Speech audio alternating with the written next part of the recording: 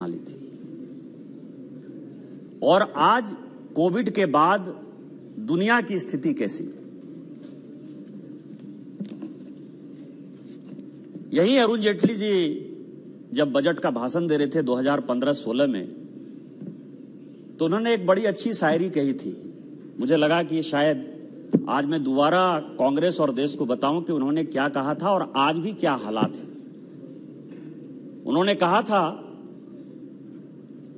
कि कश्ती चलाने वालों ने जब हार कर पतवार दी हमारे सामने, लहर लहर तूफान मिले, मौज मौज मझधार हमें, फिर भी दिखाया हमने और फिर दिखा देंगे।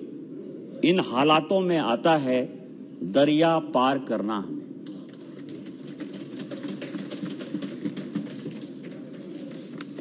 कल मैं अपने क्षेत्र में था सभापति महोदय, और जब मैं साथ आ रहा था तो मेरे साथ संयोग से 2-3 बहुत वरिष्ठ पत्रकार थे जो बहुत न्यूट्रल हैं, वो हमारी आइडियोलॉजी के नहीं हैं। तो मैंने कल उनको कहा कि शायद लगता है कि पार्लियामेंट कल चलेगा, प्राइस राइज पर चर्चा है।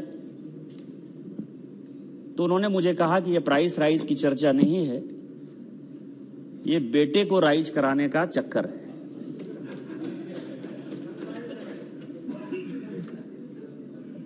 पूरी दुनिया तबाह है कोविड के कारण, पूरी दुनिया। आप अमेरिका को देख लीजिए, यूरोप को देख लीजिए, आसपास पड़ोसी को देख लीजिए, श्रीलंका के हालात को देख लीजिए, बांग्लादेश को देख लीजिए, भूटान को देख लीजिए, पाकिस्तान को देख लीजिए, सिंगापुर जैसे कंट्री को देख लीजिए, दुबई को देख लीजिए। सभी जगह रोजगार छीने जा रहे हैं, सभी जगह इन्फ्लेशन बढ़ रहा है। चाइना में तो जो उड़ती उड़ती खबरें आ रही हैं कि वहां जो है बैंकों के सामने टैंक लगे हुए, और उस हालात में यदि हमारे यहां गरीब जो है दो पेट का उसको खाना भरपेट मिल रहा है, तो क्या हम लोगों को माननीय प्रधानमंत्री जी को धन्यवाद नहीं देना चाहिए? 2 वक्त की जो रोटी उनको मिल रही है, नहीं देना चाहिए?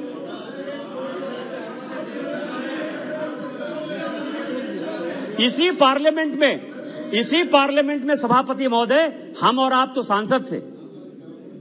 प्रत्येक सेशन में हम लोग किसानों की आत्महत्या का मुद्दा उठाते थे कि नहीं उठाते थे?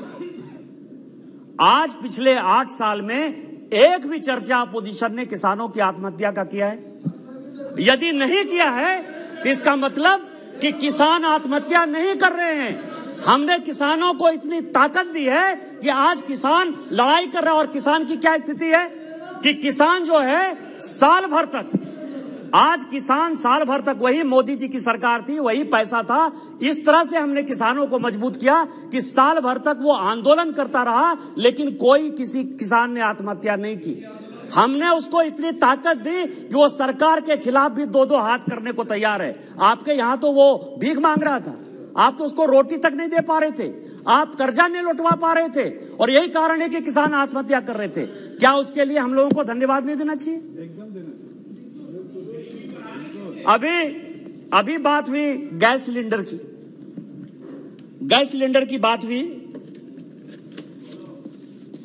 जुबेर साहब हैं सर, अल्ट न्यूज के, पकड़ाए हैं। कांग्रेस वाले उनको बहुत मदद करते हैं कि बड़े फैक्ट चेकर है। ये जो हम लोग ट्विटर और फेसबुक और ये सब चलाते हैं ना सर, उसके वो फैक्ट चेकर है। और मैंने देखा ये प्ले कार्ड 10 साल, तो आपको पता है स्पीकर साहब कि 2004 से लेकर 2014 तक भारतीय जनता पार्टी 139 सांसद थे और केवल कांग्रेस के 141 सांसद थे। हम 2009 में 120 सांसद थे, लेकिन कभी भी हमने जो है वो कार्ड नहीं लाया स्पीकर के सामने, जो है कभी चेयर की बदनामी नहीं की, कभी उनके इज्जत के साथ हमने खिलवाड़ करने की कोशिश नहीं की। लेकिन आप करते रहे, हम हमेशा वेल में आते रहे। मैं नहीं कहता कि वेल में नहीं आए, लेकिन हम कभी भी प्ले कार्ड लेकर नहीं आते थे। लेकिन आज मैं उसी फैक्ट चेकर, मुझे यह लगा सर कि यदि मैं कोई बात कहूंगा,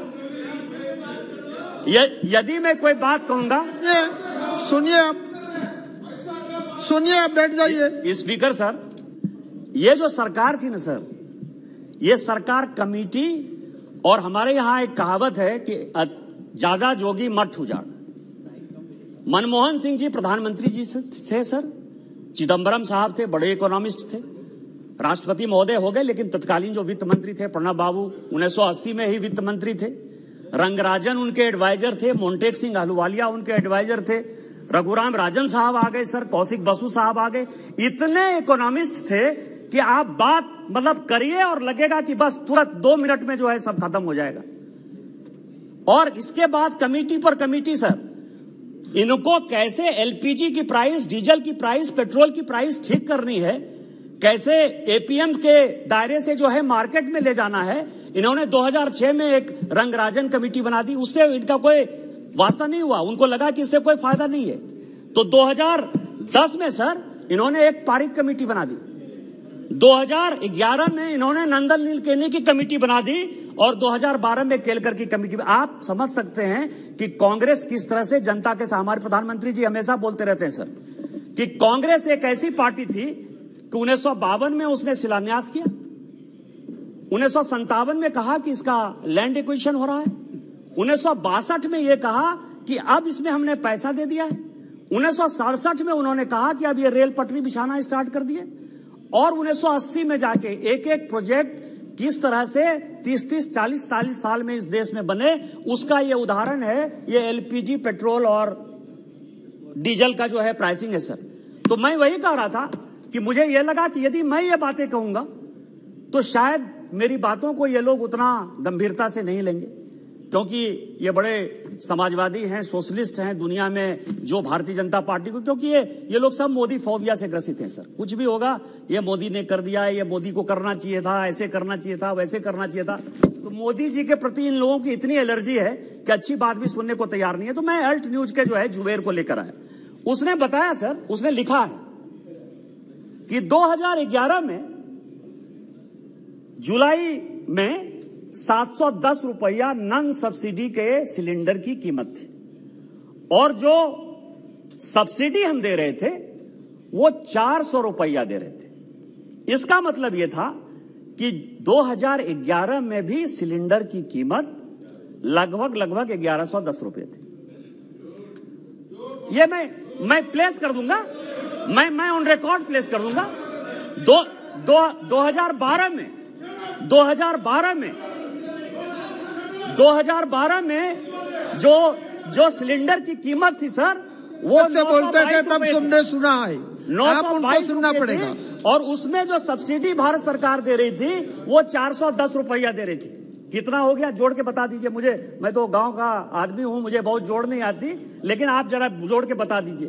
2013 में 1021 था नॉन सब्सिडी, और उसमें सब्सिडी हम दे रहे थे 410 रुपए का, और 2014 में 1241 था और उसमें 414। ये जनवरी 1, 2014 की बात है। इसके आगे जब हमारी सरकार आई तो सिलेंडर की कीमत 606 रुपये थी सर। आज आप जो है सिलेंडर की बात कर रहे हैं। मैंने पिछली बार कहा कि क्या करें, आप कहिएगा कि हमारी 8 साल से आप सरकार चला रहे हो, 8 साल से सरकार चला रहे हो।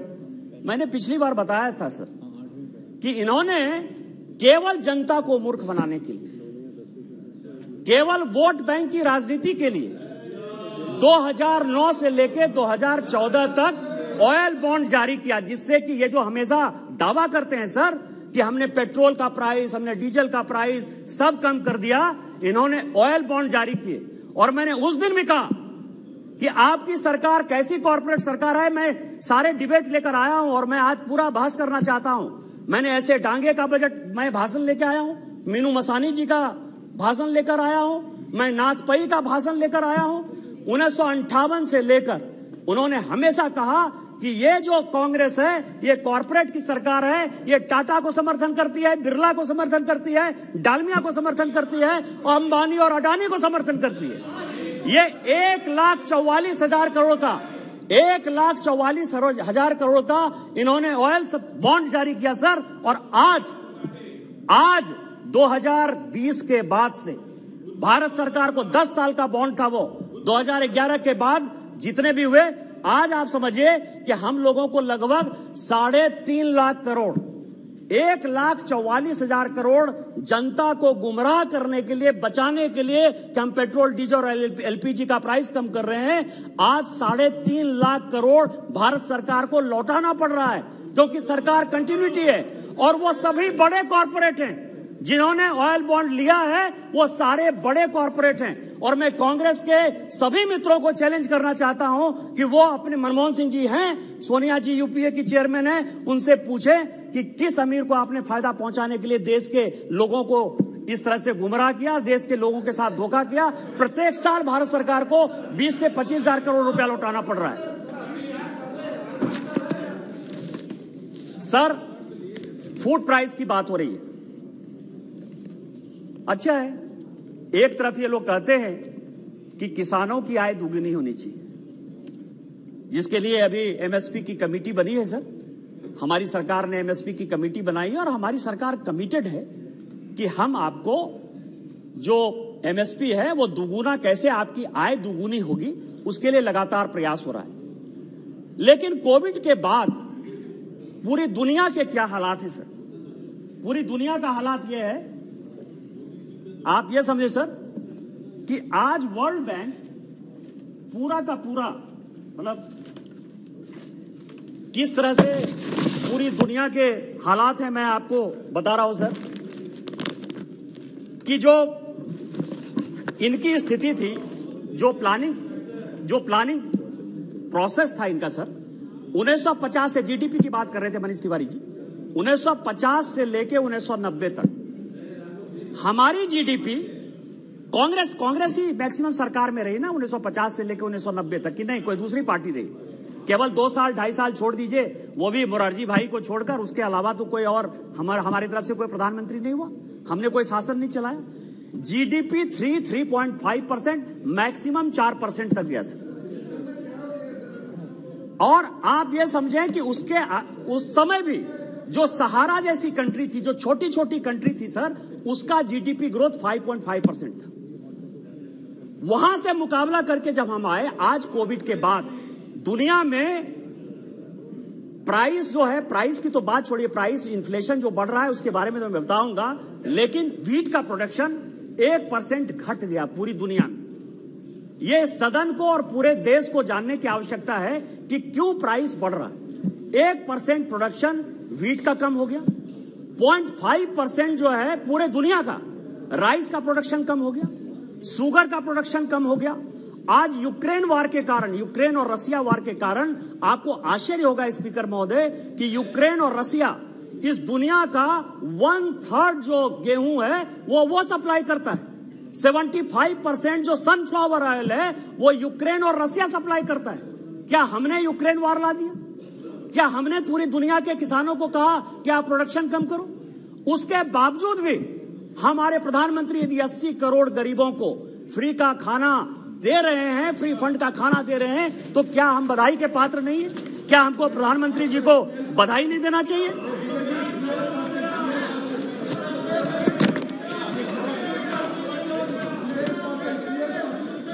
सर, मुझे एक निवेदन करना है सर, मुझे एक निवेदन करना है। जब मनीष जी बोल रहे थे, हम सुने हैं सब, rapt attention, honorable FM has also listened to him, and when everybody should speak with all seriousness. Why cross talk? Let us, no need, you can reply whenever your turn comes. No, hello, देखो sir, अगर serious, जब आपके वक्ता बोल रहे थे मनीष तिवारी जी, एक भी टोका टोकी नहीं हुए। आप तो नेता हो, आप बैठ जाइए। अधीर रंजन जी, आप बैठ जाइए, आप उनको सुनना पड़ेगा, सुनना पड़ेगा, आपको सुनना पड़ेगा। बैठो, आपका जब बारी आएगा तब आप बोलना, आपका बारी आया तब बोलना। बैठ जाइए। निशिकांत जी बोले। यदि फंड पर आपत्ति है सर, फ्री में हम दे रहे हैं, मतलब आप समझिए कि हम उनको सहायता देने की कोशिश कर रहे हैं, ये सब तो अच्छा है। पूरी दुनिया में कोविड के बाद के जो हालात हैं और हमारे जो हालात हैं, ये सदन को जानने की आवश्यकता है। ये वर्ल्ड बैंक की रिपोर्ट है सर, और मैं लेकर आया। आप ये देखें कि वर्ल्ड बैंक ने फूड सिक्योरिटी के लिए इजिप्ट जैसे कंट्री को, इजिप्ट बड़ा कंट्री है सर, उसको 500 मिलियन इमरजेंसी फंड दिया है, $500 मिलियन का इमरजेंसी फंड दिया है। ट्यूनीशिया को वर्ल्ड बैंक ने 130 मिलियन का फंड दिया है, सपोर्ट फंड दिया है सर। 2.3 बिलियन उसने सदर्न अफ्रीका को दिया है। बांग्लादेश जैसे कंट्री को 87.8 मिलियन दिया है, ये सब फूड सिक्योरिटी के लिए दिया है। भूटान को उसने जो है 0.5 बिलियन दिया है सर, मतलब उसको सपोर्ट करने के लिए। चाड जैसी छोटी कंट्री को उसने 30 मिलियन दिया है। ग्वाटेमाला को उसने 40 मिलियन दिया है। और आप ये समझिए कि पूरी दुनिया को, रवांडा को, मतलब मैं पूरा पढ़ सकता हूं, रवांडा को कितना दिया, सेनेगल को कितना दिया, बांग्लादेश को कितना दिया। लेकिन भारत एक ऐसा देश है सर, मोदी जी के नेतृत्व में, कि आज की डेट में हम एक्सपोर्ट कर रहे हैं। हम चावल दुनिया को दे रहे हैं, गेहूं दुनिया को दे रहे हैं, शुगर दुनिया को दे रहे हैं। और यदि किस्मत ने साथ दिया तो हम ऑयल भी अब कुछ दिन के बाद दुनिया को देंगे। इस तरह की पॉलिसी हमारी सर। और जनता को, आप प्राइस राइज की बात कर रहे हो, फूड की बात कर रहे हो। मैं अभी देख रहा था कि मार्च 2022 में जो है टमाटर का दाम कितना था, आलू का दाम कितना था, और आज जुलाई में टमाटर और आलू का दाम कितना है। यदि आप लोग मार्केट जा रहे होगे तो आपको लगेगा कि मार्च में जितना दाम था उससे कम दाम जो है टमाटर का, आलू का, प्याज का आज है। क्या हमको सरकार को बधाई नहीं देना चाहिए? और आप जो है फूड सब्सिडी की बात कर रहे हो।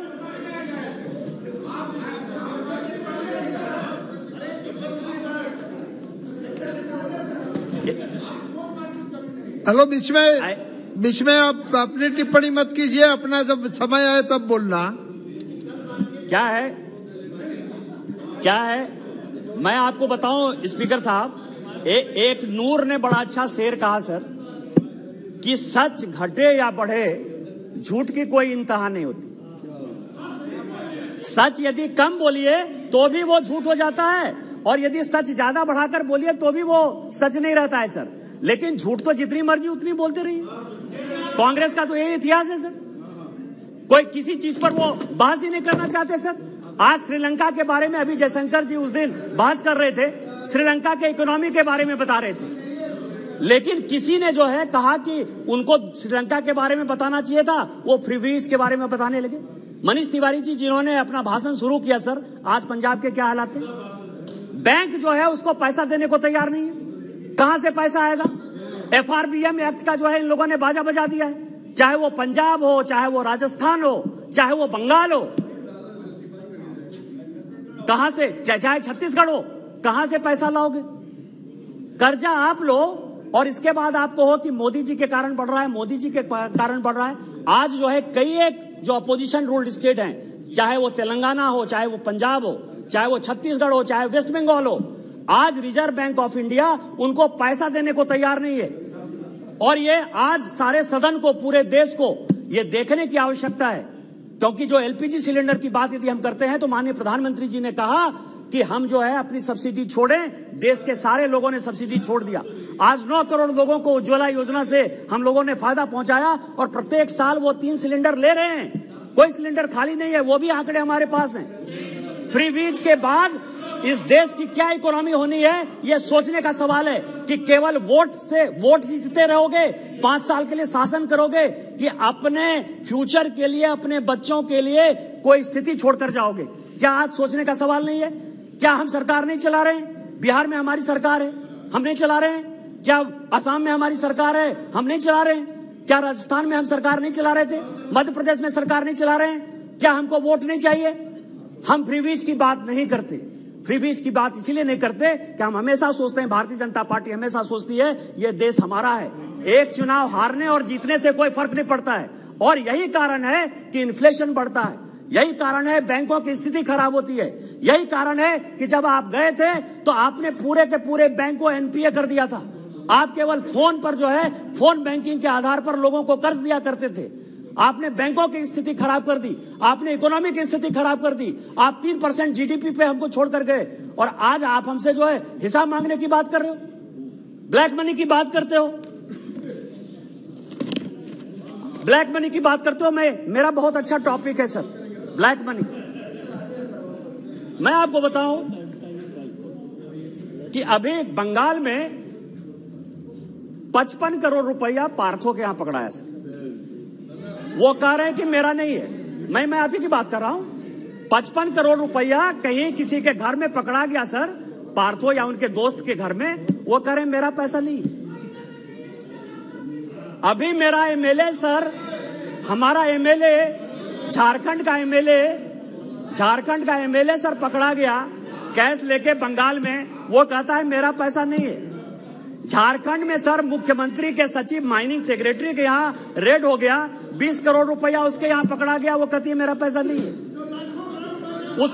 उसके विधायक प्रतिनिधि के यहां जो है पैसा पकड़ा गया 20 करोड़, वो कहता है मेरा पैसा नहीं है सर। इसी पार्लियामेंट में कांग्रेस का इतिहास क्या रहा है सर? वो ब्लैक मनी की बात करते हैं क्योंकि ब्लैक मनी सबसे ज्यादा उनके पास है।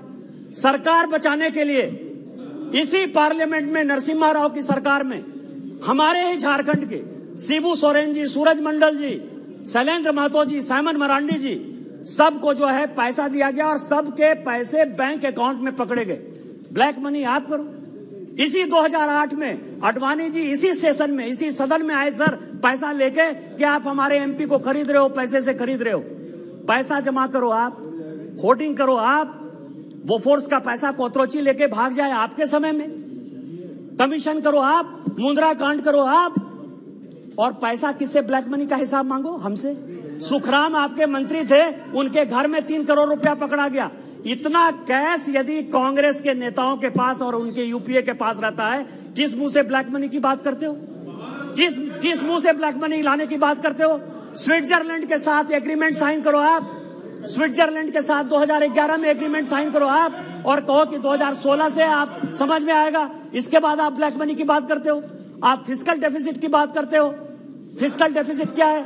आप ये समझिए 1950 से लेकर 1990 तक देश की स्थिति 1950 से लेकर 1965 तक बहुत अच्छी चल रही थी सर। 65 के समय जीडीपी का केवल 4% हम बाहर से कर्ज ले रहे थे। 65 के बाद इस कांग्रेस ने उसकी पूरी दिशा और दशा बदल दी सर। और इसके बाद ये कर्ज जो बाहर से जो कर्जा है, आज जो कहते हैं कि कैश टू जीडीपी रेशियो क्या हो गया, कर्ज का रेशियो जो है हमारे जीडीपी के साथ कैसे हो गया? पॉलिसी किसने बदली? आपको जो है केवल जनता को गुमराह करने के लिए और टैक्स का जो परसेंटेज 72-73% करने के लिए 65 के बाद कांग्रेस ने 10%, 15%, 20% ऐसा सिचुएशन हो गया सर कि पूरा का पूरा उन्होंने हमारी जो आने वाली पीढ़ी थी, हमारे जैसे जो युवा आने वाले थे, बच्चे पैदा होने वाले थे सर, उसके ऊपर कैसे कर्ज बढ़े 1965 से लेकर 1990 तक। और मैं यहां वित्त मंत्री जी बैठी हुई हैं, मैं भारत सरकार से आग्रह करूंगा कि पूरे देश को, क्योंकि याददाश्त इस देश की बहुत कम रहती है, मैं उनसे आग्रह करूंगा कि आप एक व्हाइट पेपर जारी कीजिए कि जीडीपी मतलब किस तरह से इन्होंने कर्ज लेने का काम चालू किया और उसके कारण हमारी पीढ़ी को आज कितने घाटे में जाना पड़ रहा है। यदि हम 5 ट्रिलियन और 10 ट्रिलियन की इकोनॉमी होना जा रहे हैं तो उसमें किस तरह का दिक्कत है। और फिस्कल डेफिसिट में किस तरह से एफआरबीएम एक्ट अटल जी लेकर आए, लेकिन उसके पहले जो फिस्कल डेफिसिट थी और जिसके कारण हम जब नोट छाप रहे थे बिना कोलेटरल के, उसके कारण भारत को कितना नुकसान हुआ, ये देश के सामने जो है माननीय वित्त मंत्री से आग्रह करूंगा कि वो लेकर आए। मैं केवल अंत में खत्म करते हुए यही कहूंगा सर कि इन लोगों को ना आइडियोलॉजिकल कमिटमेंट है ना जनता से मतलब। यहां कांग्रेस बैठी हुई है सर। कांग्रेस ने शिवसेना के साथ सरकार बनाई सर महाराष्ट्र में। जब बाबरी मस्जिद टूटा 1992 में, तो उस वक्त के जो बाला साहब ठाकरे जो शिवसेना के प्रमुख थे, हमारे आदरणीय हैं, उन्होंने खुलेआम कहा, किसी पॉलिटिकल पार्टी ने नहीं कहा कि हमने बाबरी मस्जिद तोड़ दिया। मैं उस पर भी आऊंगा। पीडीपी पर सरकार इसीलिए बनाई क्योंकि उसने यासीन मलिक को जो है हमारा ये फायदा हो गया कि जिस आतंकवादी के साथ आपके प्रधानमंत्री ने फोटो खिंचाया, उसी आतंकवादी को उसने कहा रुबैया सईद ने कि मेरा अपहरण इसी आदमी ने किया था। आप अपने प्रधानमंत्री और कांग्रेस पार्टी से पूछो। मैं आपको यह बता रहा हूं, बाला साहब ठाकरे सर, ठाकरे साहब ने एकमात्र पॉलिटिकल पार्टी थी जिसने कहा कि बाबरी मस्जिद जो है हमने तोड़ा। आपका सेकुलरिज्म खत्म, आपकी इकोनॉमी खत्म, आपने देश को बर्बाद करने का ठेका ले लिया। और इसीलिए मैंने जो आपको कहा कि ये प्राइस राइज नहीं है, ये बेटे को बढ़ाने का चक्कर है। मोदी फोबिया से आप ऊपर उठिए, देश के बारे में सोचिए। और कबीर का जो एक दोहा है कि धीरे धीरे रे मना, धीरे सब कोई होए, आप उसका इंतजार करिए। ये देश बदल रहा है, गांव गरीब किसान आदिवासी को सम्मान मिल रहा है और ये देश खुश है। इन्हीं शब्दों के साथ जय हिंद, जय भारत। बहुत बहुत धन्यवाद। श्रीमती कनी मुजी जी।